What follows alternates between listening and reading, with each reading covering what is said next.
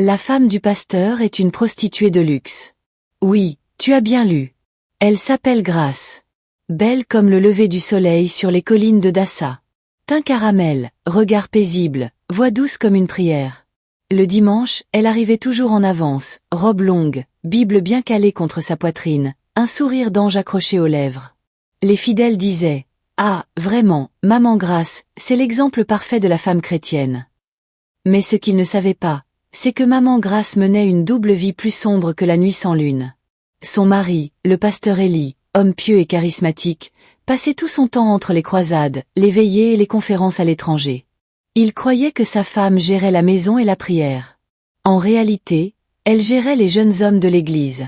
Ils étaient au moins 45. Oui, 45 jeunes frères en Christ, séduits, testés, utilisés et jetés. Grace les repérait facilement. Les timides, les zélés, les musiciens surtout, elle avait un faible pour les batteurs. Dans la discrétion, elle leur envoyait des messages codés. « Viens prier avec maman ce soir. J'ai besoin d'un jeune fort pour m'aider à déplacer des meubles. » Et une fois dans sa villa, pendant que le pasteur évangélisait au Togo ou au Burkina, la prière se transformait en luxure, les meubles en lit, et le jeûne en plaisir charnel. Elle était experte. Une vraie professionnelle. Et pourtant, toujours présente le dimanche, immaculée, à genoux, les yeux fermés devant l'autel. Mais un jour, le piège du ciel se referma sur elle.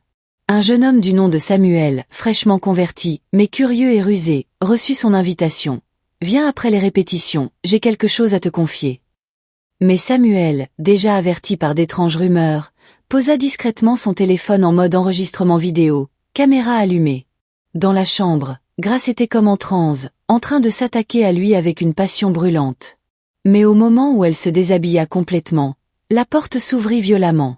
Le pasteur était là. Oui. De retour plus tôt que prévu. Et derrière lui, des anciens de l'église. Et derrière eux, le choc, les cris, la honte. Grace hurla, tenta de se couvrir, mais c'était trop tard. L'image était gravée dans toutes les têtes.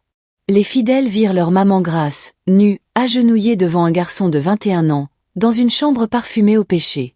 Depuis ce jour, plus personne n'ose juger les apparences à l'église. Et le pasteur Élie? Il a disparu pendant plusieurs mois. Certains disent qu'il est parti prier dans une montagne. D'autres disent qu'il a abandonné le ministère. Mais ce que tout le monde sait, c'est que la femme du pasteur était bien une prostituée de luxe.